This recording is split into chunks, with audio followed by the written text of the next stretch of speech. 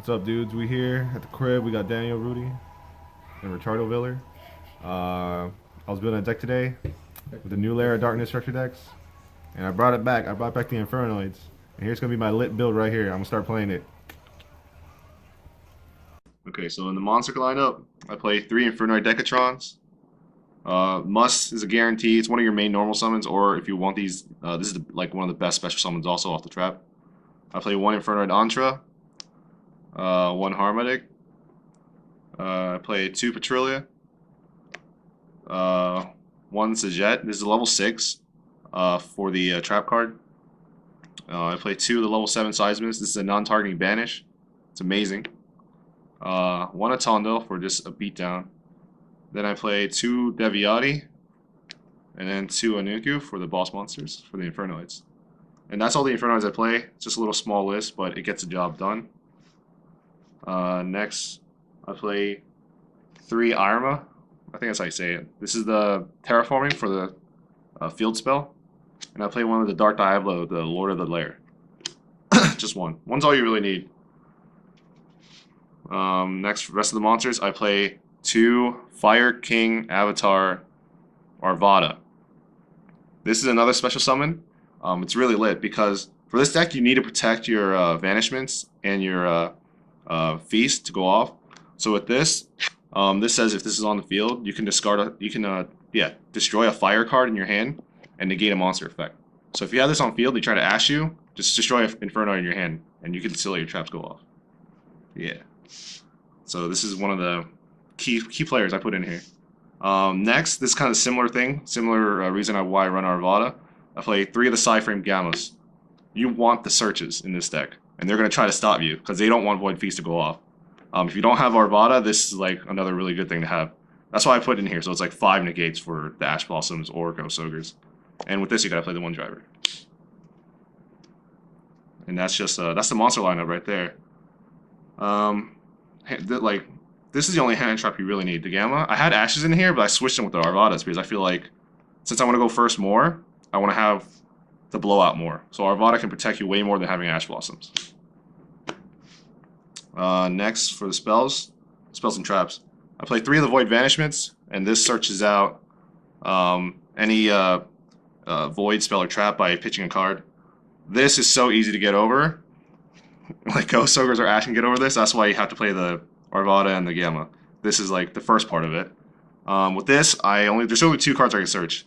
The Imagination, which is the fusion spell, or it can also reduce all the levels, so you can spam out all these guys and just have a fun party.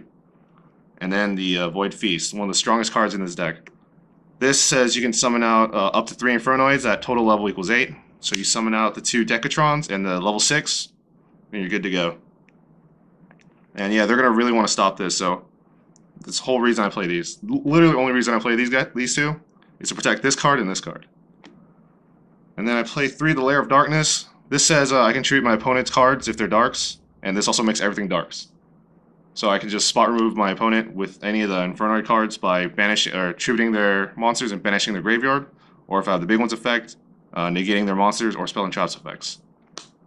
Next are the 1-of spells. I play the Reasoning because it's a free summon or free graveyard.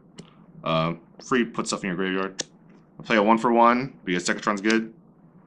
I play a Foolish. This is mainly ran just for the Diablo or Diabolos because this only summons from hand or graveyard, and the Irma can search it, or I can just throw it to the grave with Foolish. Or if I already have this already, I can just use Foolish for a name for the Infernoid monsters. And then I play 1 Burial from a different dimension to recycle. And that's the main deck. Alright, next for the extra deck. I'm playing 3 Infernoid Terriers. I can cut like 1 of these, I guess. You normally play 2. The 3rd one's just because I can't really think of other stuff yet, but the extra deck's still a work in progress. So this guy summon off Void Imagination, and it, when it's summoned off, its cost, it gets its effects in sequence, which is really good. Normally, back in the day, I would really like to move this off my field, and it was hard to do it. Now with Link monsters, I can move them off pretty easily, or by just the attributing stuff. Next, after that, I play 3 Elder Entity Nets. This is when it's sent to graveyard, you can pop cards. So using Terria's effects, the first one, if you use 3 or more materials, you can send 3 from the extra deck, or each player has to send 3 from the extra deck into the graveyard. So you just send the nest and you pop, or you can send the extra Terrias for names. Or they send Dante's to ship Funny. Next, I play 2 Link monsters. I play a Decode Talker, and I play Underclock Taker. Link monsters are really good for Infernoids because they get level cramped. Like, you can't summon any more things, any more Infernoids if total rank and level on the field is 8 or more. Is over 8. It's over 8. So by using these don't have level. So you can have these guys in as much Infernoids as you want also. Technically speaking. What do you mean? It counts ranks. Yeah, it counts ranks. That's what I'm saying. These don't have ranks. Oh. No. These are Link monsters. What are you talking about? And this also can help you move Decatrons off, because sometimes you void feast and you have like really thick Decatrons, they can't summon stuff afterwards because your opponent is scared to make plays. Just move the Decatrons and make these things. And then you can summon the things you dumped with for Decatrons onto the field. For Synchro monsters, since Degatron is a very malleable level, there's a lot of different starred stuff in here. You can even put more if you don't agree with what I have. I have a Black Rose Dragon for border wiping. I have a Beals. This was kind of weird at first, but with the new Lair spell, the field spell, it makes everything dark. So that means Decatron now becomes a dark tuner, so you can summon Beals. Scarlet for burning or blowing up the field. Omega, because I have the Gammas and the Decatron to do it. Then I have a Star Eater just for big beats.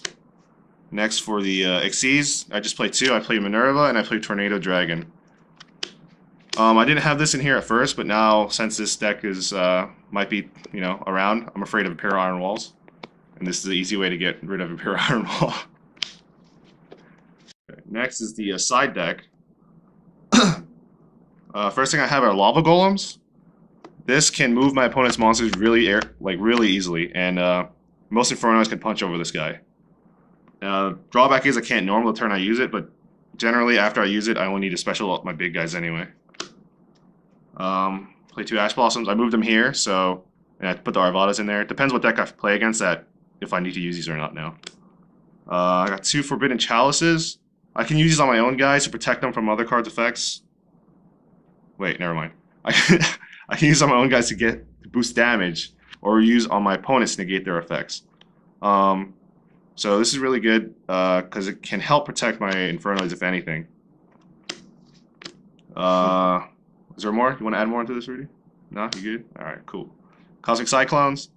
Like I said, there's a lot of stupid traps now. I need to protect my guys. Twin Twisters, same reason. Danko Sekkas for trap heavy decks, and I have room for normal summons if I have to. And then I play the 3rd Void Imagination, and 1 more of the Lord Lair, just in case I need these. Oh yeah, don't forget your tokens, because you're going to be tripping a lot. And then this field spell will give turn player tokens per card treated, so carry a lot of tokens on you.